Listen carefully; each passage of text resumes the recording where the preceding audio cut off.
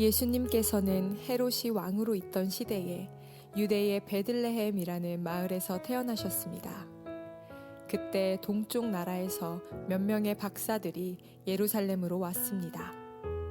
그들은 이렇게 물었습니다. 유대인의 왕으로 태어나신 아기가 어디 계십니까? 우리는 동쪽에서 그 아기의 별을 보고 아기에게 경배하러 왔습니다. 헤롯 왕은 이 소리를 듣고 깜짝 놀랐습니다. 예루살렘 사람들도 모두 놀랐습니다. 헤롯은 모든 대제사장들과 율법학자들을 불러 모으고 그리스도가 어디에서 태어나실 것인지 물었습니다. 그들은 대답하였습니다. 유대의 베들레헴이란 마을입니다. 예언자들이 이렇게 기록해 놓았습니다. 그러자 유대 지방에 있는 너 베들레헴아, 너는 유대의 통치자들 가운데서 결코 작지 않다. 내게서 한 통치자가 나올 것이다. 그가 나의 백성 이스라엘을 돌볼 것이다. 그 소리를 듣고 헤롯은 박사들을 조용히 불렀습니다. 그리고 별이 처음 나타난 때를 알아냈습니다. 그리고 박사들을 베들레헴으로 보내면서 말했습니다. 가서 아기를 잘 찾아보시오. 아기를 찾으면 나에게도 알려주시오. 그러면 나도 가서 그 아기에게 경배하겠소. 박사들은 왕의 말을 듣고 출발했습니다. 그러자 동쪽 나라에서 보았던 바로 그 별이 박사들 앞에 나타나 그들을 안내해 주었습니다. 그러다가 아기가 있는 곳 위에서 멈추어 섰습니다. 박사들은 별을 보자 매우 기뻤습니다. 그들은 아기가 있는 집에 들어가서 어머니 마리아와 함께 있는 아기를 보았습니다. 그들은 아기에게 무릎을 꿇어 경배를 드리고 보물함을 열어 아기에게 황금과 유향과 몰약을 예물로 드렸습니다. 그리고서 그들은 꿈에 헤롯에게 돌아가지 마라 하는 명령을 받고 다른 길로 자기 나라에 돌아갔습니다. 12월 한 달간 여러분들과 함께 크리스마스 이야기를 나눴습니다. 오늘은 그 마지막 시간으로 아기가 있는 곳에 멈추어 섰습니다 라는 제목으로 마태복음 2장 1절부터 12절 말씀을 여러분들과 함께 나누도록 하겠습니다. 예수께서 이 땅에 아기로 오셨을 때 우리가 생각할 때는 예수님을 만났던 모든 사람들의 그 이벤트가, 그 사건들이 하루에 다 일어난 것처럼 우리는 여길 때가 많습니다. 왜 그랬을까? 크리스마스 성극의 영향 때문인 거죠. 오늘 저와 여러분들이 함께 살펴볼 마태복음 2장에 기록된 동방박사들이 아기 예수님에게 나왔던 그 시점은 언제였는가? 예수께서 이 땅에 오시고 난 뒤에 약 2년 정도의 시간이 지난 뒤였습니다. 그 이야기를 통해서 오늘 우리에게 주시는 크리스마스 메시지를 여러분들과 함께 나눠보도록 하겠습니다. 먼저 제가 마태복음 2장 1절 말씀을 여러분들에게 읽어드리겠습니다. 여러분들은 자막을 통해서 확인해 주시겠어요? 예수님께서는 헤롯이 왕으로 있던 시대에 유대의 베들레헴이라는 마을에서 태어나셨습니다. 그때 동쪽 나라에서 몇 명의 박사들이 예루살렘으로 왔습니다. 아멘. 이 마태복음 2장 1절을 통해서 우리가 접할 수 있는 크리스마스 메시지의 그 첫 번째는 무엇이냐면, 예수님의 이야기와 예수님을 믿는 우리 삶에는 하나님의 계획을 향한 진전과 확장이 있다라는 것입니다. 말이 조금 어려울 수도 있는데 여러분 한번 생각해 보시겠어요? 맨 처음에 예수님의 이야기를 들었던 것은 마리아라는 한 사람의 신실한 성도였어요. 그 다음에 예수의 이야기가 전파된 곳은 마리아와 약혼했던 의로운 사람이다 라고 소개받았던 요셉이었어요. 두 사람에게 예수 이야기가 전해졌던 것이죠. 그 다음에 예수 이야기는 그 당시 사회에서 비천한 사람들로 분류되었던 목자들에게 전파됩니다. 그리고 목자들에게 들었던 예수 이야기를 마리아와 요셉이라는 두 사람의 성도가 다시금 듣게 됩니다. 즉, 하나님의 메신저로부터 들었던 예수 이야기가 또 다른 예수 이야기를 접했던 사람들에게 확인되었다라는 그 이야기. 여러분, 사실은 여기까지만 해도 작은 이야기는 완성됩니다. 그러나 마태복음의 다음 장은 거기서 그치지 않고 예수 이야기의 진전과 확장이 등장합니다. 그것은 무엇이냐? 동쪽에서부터 온 박사들의 이야기, 그리고 목자들에서 그치는 것이 아니라 헤롯이라는 그 당시 로마로부터 유대 지역을 다스리는 왕으로 권력을 위임받았던 헤롯이라는 인물까지 등장하게 됩니다. 즉, 예수의 이야기가 왜 확장되고 있냐면, 처음부터 하나님께서는 예수를 통해서 모든 사람을 위한 구원 계획을 갖고 있었기 때문에 유대인들뿐만 아니라 저 멀리 있는 이방의 동방, 즉 예루살렘을 기준으로 페르시아 또는 바벨론 또는 어떤 사람은 아라비아라고도 해요. 그 지역에 있는 사람들에게까지 이 이야기가 진전되고 확장되었다라는 것이 마태복음의 두 번째 장의 시작인 것입니다. 뿐만 아니라 예수의 이야기가 하나님의 계획을 향한 확장과 진전을 갖고 있는 것처럼 예수님을 믿게 되었던 예수의 사람들에게도 예수님은 당신의 이야기 속에 품게 되었던 하나님 계획을 향한 확장과 진전을 선물로 주게 됩니다. 그것이 무엇이냐? 바로 세상 끝날과 땅끝으로 주시는 하나님의 약속과 소망인 것입니다. 예수의 사람들에게도 동시에 예수 이야기에 있었던 확장과 진전이 나타나게 되었다라는 것, 이번에는 마태복음 28장 18절부터 20절 말씀을 제가 읽어드리겠습니다. 마태복음 28장 18절부터 20절 말씀, 여러분들을 향한 예수님의 약속과 명령이자 당부이기도 합니다. 예수님께서 오셔서 말씀하셨습니다. 하늘과 땅의 모든 권세가 내게 주어졌다. 그러므로 너희는 가서 모든 민족을 제자로 삼아라. 아버지와 아들과 성령의 이름으로 세례를 주어라. 내가 너희에게 말한 모든 것을 지키도록 가르쳐라. 보아라, 내가 너희와 세상 끝날까지 항상 함께 있겠다. 아멘. 이번에는 사도행전 1장 8절 말씀, 땅끝에 대한 예수님의 약속과 소망의 메시지. 다만 성령이 너희에게 오시면 너희는 권능을 받아 예루살렘과 온 유대와 사마리아와 그리고 땅끝까지 가서 내 증인이 될 것이다. 아멘. 사랑하는 성도 여러분, 예수님의 이야기가 두 사람의 성도에게 머물러 있지 않았던 것처럼, 동방에서 온 박사들에게까지 진전되고 확장되었던 것처럼, 예수의 사람들을 향한 하나님의 약속도 이와 같습니다. 하나님의 계획을 향한 진전과 확장이 여러분들에게 주어지는 것입니다. 그러므로 이 크리스마스 이브날, 주님을 기억하며 예배하는 날, 주의 말씀으로 여러분들을 축복합니다. 사랑하는 성도 여러분, 여러분들을 향한 하나님의 계획과 뜻은 반드시 이루어지게 될 것입니다. 그 확장과 진전은 그 누구도 막을 수 없습니다. 그러므로 우리는 이 메시지를 통해서 다음과 같은 묵상을 해볼 수 있습니다. 사랑하는 성도 여러분, 겸손하고 감사하며 살되 포기하거나 이만하면 됐다 하는 안주로부터 결별하시길 바랍니다. 여러분, 안주하는 것은 예수 이야기와는 맞지 않습니다. 이만하면 됐다라고 포기하면서 그냥 멈춰있는 그 삶은 예수의 사람들에게 예수께서 비전으로 주셨던 땅끝과 세상 끝날과 어울리지 않습니다. 또 하나, 우리들의 유한함은 겸손하게 인정하되 우리가 믿는 하나님마저 유한한 분으로 왜곡하지 마십시오. 우리가 구해야 될 것은 무엇이냐? 우리에게 조금 더 나은 능력을 구하는 것이 아니라 반드시 이루어질 수밖에 없는 하나님의 뜻과 계획인 것입니다. 그 하나님의 뜻과 계획이 갖고 있는 역동적인 진전과 확장이 메리 크리스마스에 담겨있는 예수 이야기뿐만 아니라 오늘 예수의 이름으로 하나님을 예배하고 있는 모든 성도들에게도 동일하게 약속과 소망으로 주어졌다라는 것입니다.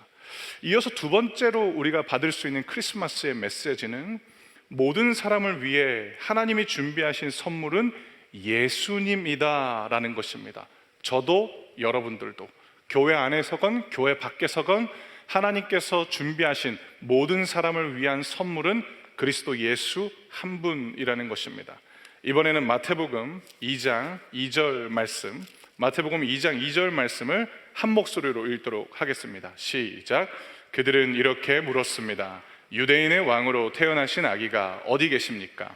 우리는 동쪽에서 그 아기의 별을 보고 아기에게 경배하러 왔습니다. 아멘. 이방인들이 등장하고 있어요. 동쪽에서 왔다라고 이야기를 하고 있고, 별을 보고 여기 예루살렘까지 도착했다라는 것, 그리고 박사라는 표현도 쓰고 있습니다. 이 동방에서 온 박사들은 단순히 하늘에 떠 있는 별을 바라보면서 앞날을 예측하는 그런 종교 색채가 강한 사람들만을 의미하는 것이 아닙니다. 지식인들이었고 고위 관료였습니다. 국가의 대소사에 관여하고 위임받았던 권력 내에서 주관했던 고위 관료층의 인물들이었습니다. 근데 우리는 이런 생각을 하잖아요. 이들이 갖고 왔던 유향, 모략, 황금, 이게 세 개다 보니까 동방박사가 세 사람이라고 생각하잖아요. 아, 그렇지 않아요. 선물이 세 가지였던 거죠. 가끔씩 CCM 가사에도 세 명의 동방박사들 이렇게 표현하잖아요. 그거는 톨스토이 작품의 영향 때문에 세 명이다라는 인식이 강한 거고요. 세 사람 왔는데 어떻게 예루살렘이 다 놀랬겠어요? 그렇지 않아요. 선물의 종류가 세 가지였고, 아마 적지 않은 규모로 동방에서부터 고위 관료들이 오게 되었다라고 이해하는 게 훨씬 더 합리적일 것입니다. 즉, 이들은 혈통으로는 이방인이었을 뿐만 아니라 사회적 지위라든지 높은 지식인들로도 분류될 수 있는 사람들이었습니다. 사랑하는 성도 여러분, 우리가 지난주에 살펴보았던 예수의 이야기는 당시 사회에서 비천한 사람들로 분류되었던 목자에게 찾아왔어요. 영광스러운 주님의 천사들이 하늘에서부터 예수 이야기를 목자들에게 전파했고, 그 비천했던 목자들은 다시금 마리아와 요셉에게 예수 이름을 전했습니다. 하늘에서도 땅에서도 그리스도 예수는 온 세상을 위한 구원자였던 것처럼 사회적 지위가 높은 지식인들에게도 동일하게 그리스도 예수를 통해서 하나님은 구원에 대한 소망을 주셨다라는 겁니다. 그러므로 우리가 누구이건 어떤 삶의 환경에서 살고 있던 하나님이 우리를 위해 준비하신 선물은 단 한 분, 예수님입니다. 왜냐하면 사랑하는 성도 여러분, 꼭 기억해 주세요. 예수님이 최고의 선물이기 때문입니다. 제가 경험하고 고백한 기쁨을 여러분들과 나누고 싶은데요, 사랑하는 성도 여러분, 예수님 믿음은 정말 좋습니다. 너무너무 좋습니다. 그 무엇과도 바꿀 수 없는 유일한 기쁨을 누리고 소유할 수 있게 됩니다. 이게 화면으로는 잘 비칠지 모르겠는데 제 넥타이 너무 예쁘지 않아요? 넥타이 너무 예쁘죠? 어떤 분이 아니요 한 것 같은데 이 넥타이 제가 사랑하는 성도님이 저한테 선물로 주셨어요. 여러분, 그 기쁨 아세요? 내가 좋아하고 내가 함께하는 것이 너무나도 소중한 사람이 나에게도 함께하는 것이 기쁨이다 라는 마음을 전해줬을 때 그 감사함. 저는 딸 있고요, 아들도 있어요. 너무너무 예뻐요. 퇴근길에 집에 거의 도착할 때가 다가오면 설레요. 아빠다 하면은 딸은 달려오는데 아들은 달려오지 않아요. 그래서 제가 이랬죠. 이만한 초콜릿을 딸한테만 줬어요. 그러면서 얘기했죠. 이거 너 혼자 다 먹어. 그러면서 아들한테 이런 얘기를 했어요. 네 거는 없다. 나에게 오지 않았으니까. 그 다음부터 아들이 막 더 빨리 뛰어오는 거예요. 그런 것도 너무 즐거워요. 진짜 재밌어요. 그런데 그 어떤 것과도 바꿀 수 없는 기쁨은 무엇이냐면, 예수님으로 인한 다시금 행복으로 돌아오는 회복은 무엇과도 비교할 수 없습니다. 물론 저도 늘 행복하길 바라요. 그런데 여러분, 그런 사람은 없어요. 하지만 저는 예수님을 믿는 한 사람의 성도로서 이것 하나는 확신 있게 고백할 수 있습니다. 여러분, 저는 예수님 때문에 언제든 다시 행복으로 돌아올 수 있습니다. 사랑하는 성도 여러분, 이 감사와 기쁨을 여러분들에게 전합니다. 여러분, 성탄의 궁극적인 기쁨은 하나님이 우리에게 소중하게 선물로 내어주신 주님의 최고의 선물인 그리스도 예수께 있습니다. 여러분, 그 선물이 지금 여러분 앞에 계세요. 그렇기 때문에 하나님께서는 다시금 여러분들에게 예수님의 이름을 전해주고 있는 것입니다. 그분이 여러분 앞에 와 계시기에 사랑하는 성도 여러분, 지금 온 마음을 다해 그분을 받으시고 영접하시면 됩니다. 그것이 하나님이 성탄해 주시는 최고의 선물인 것입니다. 이방인이건 동방의 박사들이건 땅에서의 목자이건 하나님이 주신 최고의 선물은 동일합니다. 그리스도 예수입니다. 세 번째 메시지입니다. 세 번째 메시지는 무엇이냐면 믿음에 이르지 못하는 신앙 지식과 신앙에 대한 익숙함을 경계하라라는 것입니다. 이것을 우리가 경계해야 됩니다. 마태복음 2장 3절부터 7절 말씀은 저와 우리 성도님들이 한 절씩 읽도록 하겠습니다. 제가 먼저 3절을 읽겠습니다. 헤롯 왕은 이 소리를 듣고 깜짝 놀랐습니다. 예루살렘 사람들도 모두 놀랐습니다. 4절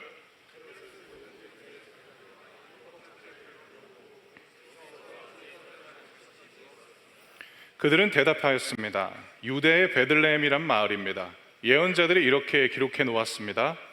그러나 유대 지방에 있는 너 베들레헴아, 너는 유대의 통치자들 가운데서 결코 작지 않다. 내게서 한 통치자가 나올 것이다. 그가 나의 백성 이스라엘을 돌볼 것이다. 그 소리를 듣고 헤롯은 박사들을 조용히 불렀습니다. 그리고 별이 처음 나타난 때를 알아냈습니다. 아멘. 사랑하는 성도 여러분, 이 본문에서 우리가 주목해서 볼 사람은 헤롯이 아니라 우선은 대제사장들과 율법학자들을 보려고 합니다. 이 사람들이 얼마나 대단했냐면 하나님의 말씀에 대해서 명확히 알고 있었어요. 예수께서 이 땅에 오실 것이다 라는 이 미가서의 말씀을 이들은 꿰뚫고 있습니다. 그래서 헤롯이 동방에서부터 별을 보고 온 박사들의 이야기를 듣자마자 구원자가, 즉 이스라엘의 왕이 어디에서 올 것이냐라고 물었을 때 대제사장들과 율법학자들은 주저함이 없이 베들레헴에서 오게 될 것이다 라고 말합니다. 뿐만 아니라 아기 예수가 언제 베들레헴에 오게 됐는지도 그때에 대해서도 이들은 명확히 알고 있습니다. 즉 별이 처음 나타난 때도 알고 있었다라는 것. 하지만 그들은 예수님을 믿지 않았을 뿐만 아니라 이제부터 본격적으로 진행되게 될 복음서의 모든 내용에 거쳐서 이들은 언제나 예수와의 대척점에 서 있었다라는 것. 그러므로 이 본문은 우리에게 질문합니다. 당신의 믿음은 어떠한 종류의 믿음인가라는 것. 만일 우리가 예수님에 대한 믿음은 없이 그저 예수님에 대한 지식만 갖고 있다면 안타깝게도 우리는 대제사장들과 율법학자들과 닮은 사람은 아닌가라고 가슴 아프겠지만 우리는 진지하게 본문을 통해서 돌아보아야 합니다. 사랑하는 성도 여러분, 이 날 어떤 사람들은 황금 연휴라고 이야기를 해요. 금요일 이후에 토요일도 휴일이고 크리스마스 이브는 주일이고 25일은 월요일이고 그래서 놀러 가기에 딱 좋다라고 말하는 이 날 여러분들은 예배 드리러 왔어요. 너무 귀하죠. 여기에 계신 분들 중에 예배가 낯선 분들은 없을 거예요. 그러나 만약 예배의 감격이 어느새 내 과거의 이야기가 되어버렸다면 또는 예배가 주는 회복과는 무관한 사람이 된 채 그저 일요일이 되었기 때문에 마음의 찝찝함을 달래기 위해 이 자리에 앉아 있다면 어쩌면 우리는 예수에 대한 믿음은 없는 채 예수에 대한 익숙함 때문에 이 자리에 앉아 있는 것은 아닌지 돌아보아야 하는 것입니다. 경계해야 됩니다. 믿음에는 이르지 못하나 신앙의 지식만 있는 그 믿음을 경계하시고 또 하나 신앙에 대한 익숙함은 있지만 어느새 나도 모르게 예수와의 대척점에 서 있는 것은 아닌지 이 말씀을 통해서 우리는 돌아볼 수 있어야 한다라는 것입니다. 놀라운 것은 대제사장들과 율법학자들은 많은 사람들에게 우리야말로 하나님을 가장 사랑하는 집단이라고 서슴지 않고 말했던 사람들이었습니다. 우리야말로 하나님의 말씀에 대해서 정확히 이해하고 있는 사람들이라고 자부했던 사람들이었습니다. 그러나 그들은 예수에 대한 믿음은 없었고 예수 정반대편에 서 있었다라는 것. 이 본문을 통해서 겸손한 마음으로 자신을 돌아볼 수 있길 주의 이름으로 축원합니다. 네 번째 메시지는 그 무엇도 하나님의 뜻과 계획을 막을 수 없다라는 것입니다. 이번에는 마태복음 2장 8절부터 12절 말씀을 저와 우리 성도님들이 한 절씩 읽도록 하겠습니다. 제가 먼저 8절 말씀을 읽겠습니다. 그리고 박사들을 베들레헴으로 보내면서 말했습니다. 가서 아기를 잘 찾아보시오. 아기를 찾으면 나에게도 알려주시오. 그러면 나도 가서 그 아기에게 경배하겠소. 9절.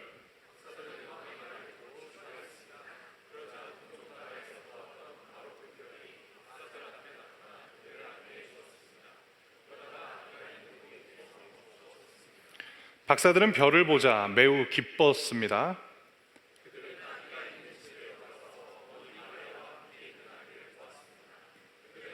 무릎을 꿇고 경배를 드리고 보물함을 열어 아기에게 황금과 유향과 모략을 예물로 드렸습니다.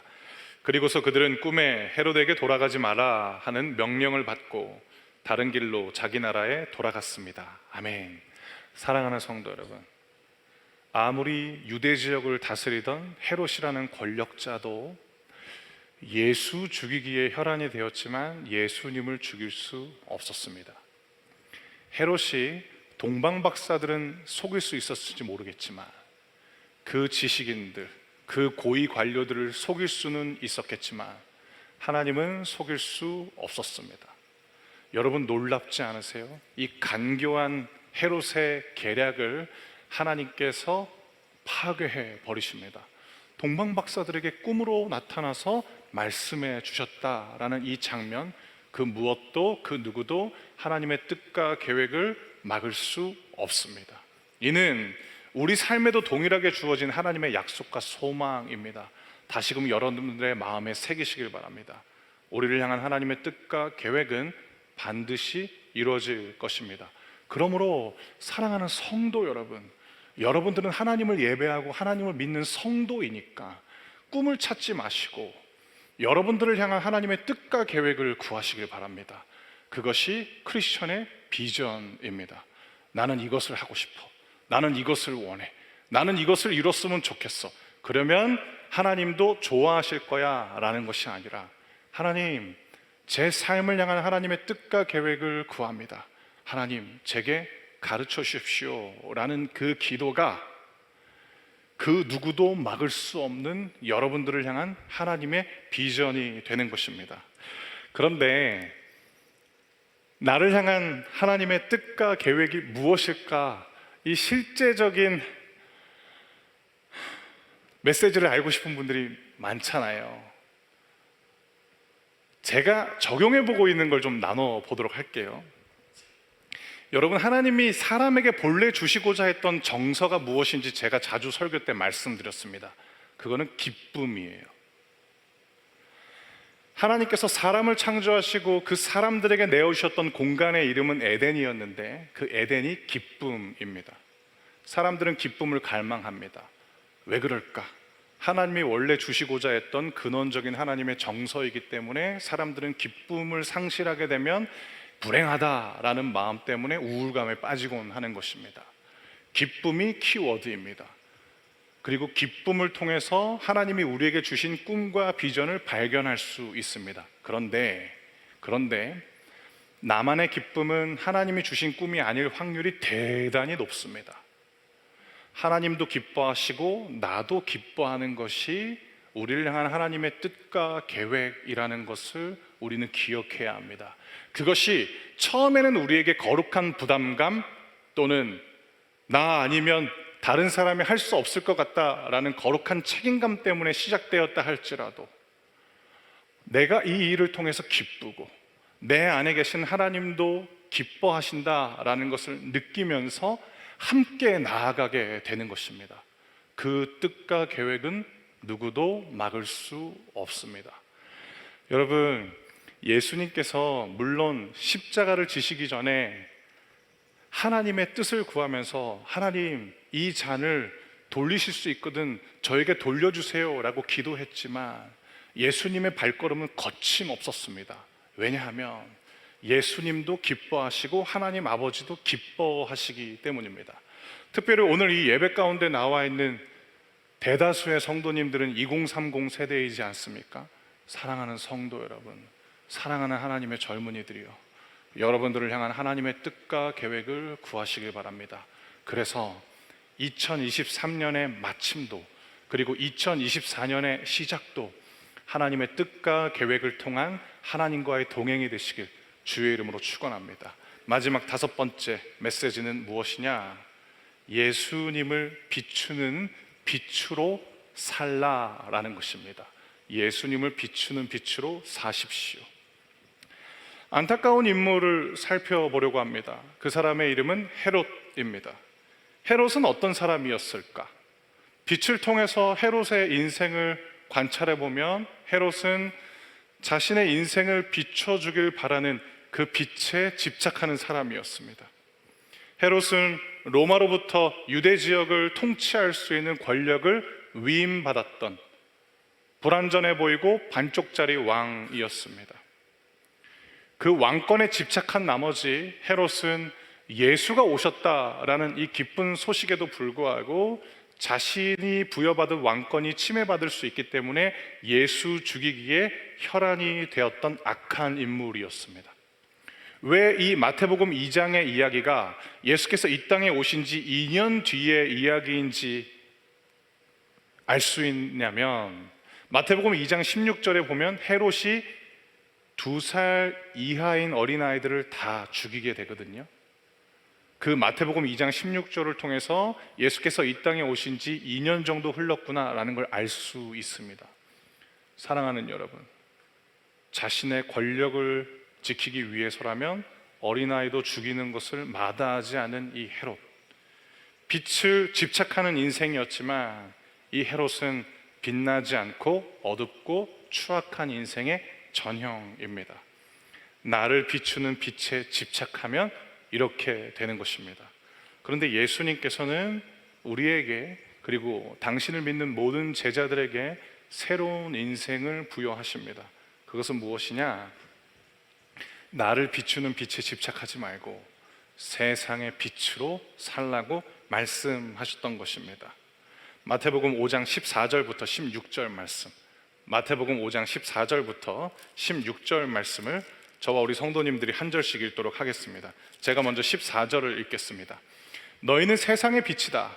산 위에 있는 도시는 숨겨질 수 없다. 15절.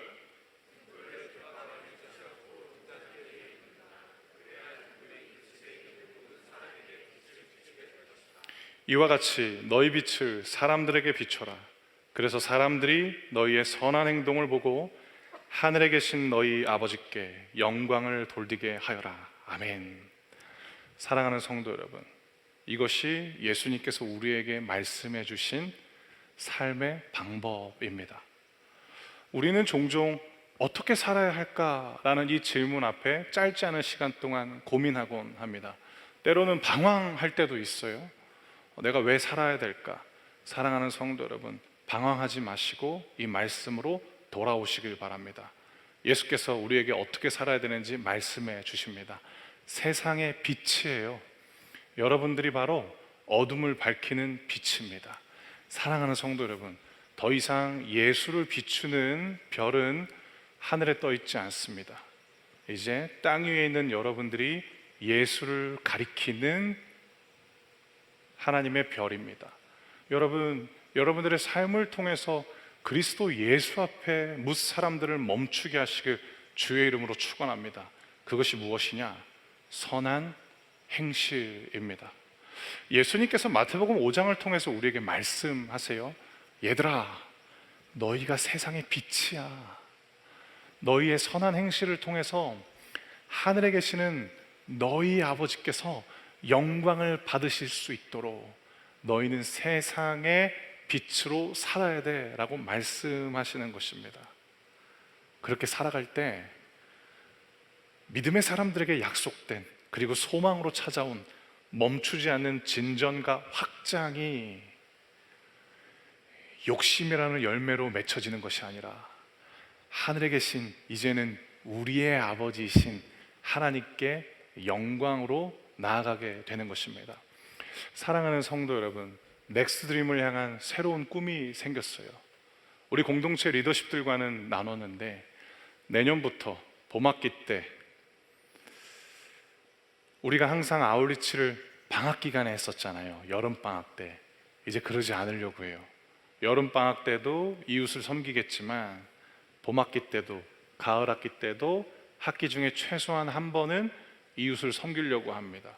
에이 목사님, 한 번이 뭐예요? 할 거면 여러 번 하시죠. 제가 자신이 없어서 그래요. 안 하던 거 해가지고 제가 자신이 없어요. 그런데 조금씩 더 섬겨 보려고 합니다. 이유는 하나예요. 우리가 믿는 하늘에 계신 우리 아버지 하나님께서 영광 받는 것이 우리가 살아가는 이유이기 때문입니다. 하나님께서 우리 공동체에 귀한 성도님들을 많이 선물로 주셨어요. 누가 보건 보지 않건 간에 이웃에게 예수님을 전할 뿐만 아니라 그들의 필요를 채우기 위해서 애쓰고 수고하는 보석 같은 성도님들이 있습니다. 사랑하는 성도 여러분, 이제 그 소수의 이야기로 끝나는 것이 아니라 우리 공동체의 이야기가 되도록 함께 기도하면서 주님께 은혜를 구하십시다. 이것이 성탄의 메시지로 우리에게 찾아오신 예수께서 가르쳐 주시는 성도의 그리고 예수의 제자들의 삶의 방법인 것입니다.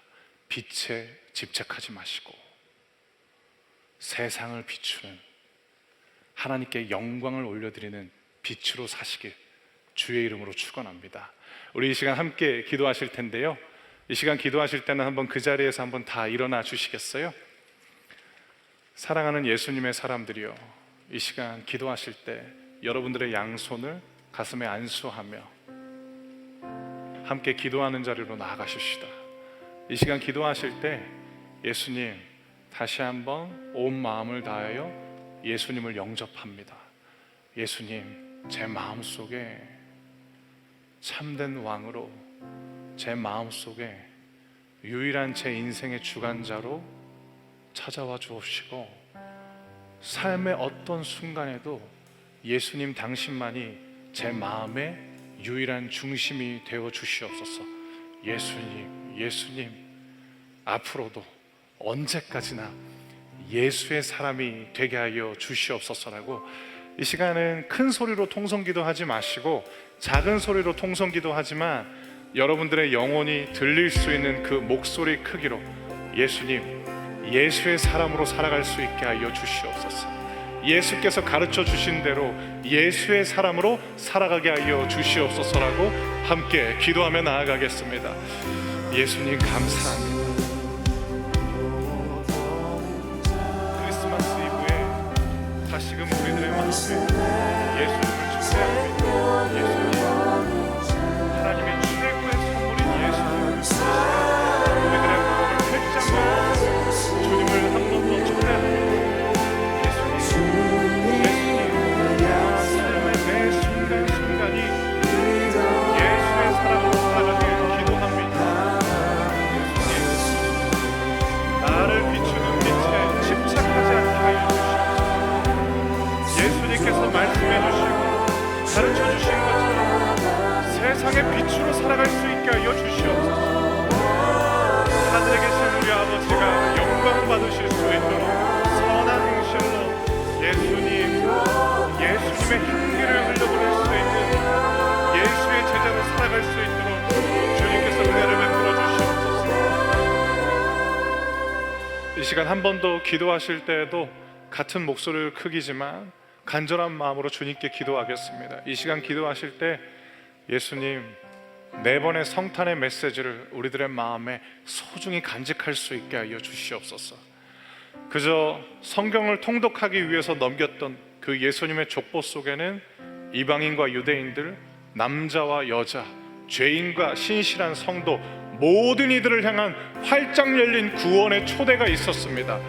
예수님, 그리고 가장 소중한 가치였던 예수의 말씀에, 하나님의 말씀 앞에 순종하였던 거룩한 성도들의 이야기가 있었고, 예수님, 하늘에서는 지극히 크신, 지극히 높으신 하나님의 영광이었고, 땅에서는 미천한 자들로 일컬어졌다 할지라도 예수의 초대에 응하였던 목자들에게도 찾아왔던 그 초청의 메시지, 그리고 예수님 저 멀리 있었던 이방 나라의 동방의 박사들에게까지 뻗어나갔던 예수 이야기의 그 진전과 그 확장의 메시지, 예수님 우리들의 심령 가운데 잊혀지지 않는 크리스마스 이야기로 남아있을 수 있게 하여 주시옵소서라고 이 시간 우리들의 마음 가운데 크리스마스 이야기가 소중히 간직되게 해달라고 함께 기도하며 나아가겠습니다. 주님 감사합니다.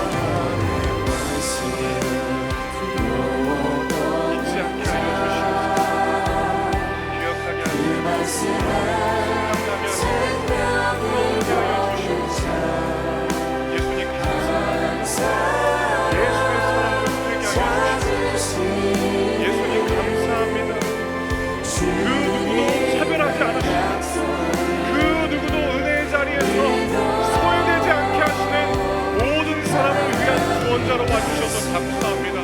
예수님, 그래서 저 같은 사람에게도 소망이 생긴 것입니다. 예수님 감사합니다. 예수님 감사합니다.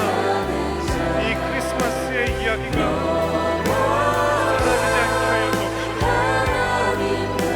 거룩한 울림과 거룩한 메아리로 우리들의 심령 가운데 날마다 일어날 수 있도록 주님께서 은혜를 베풀어 주시옵소서.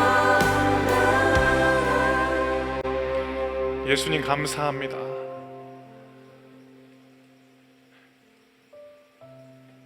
예수님에 대해서 알면 알수록, 예수님을 믿으면 믿을수록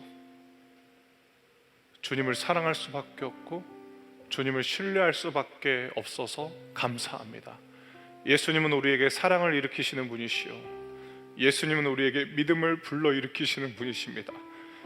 예수님, 나 같은 사람도 초대해 주셔서 감사합니다.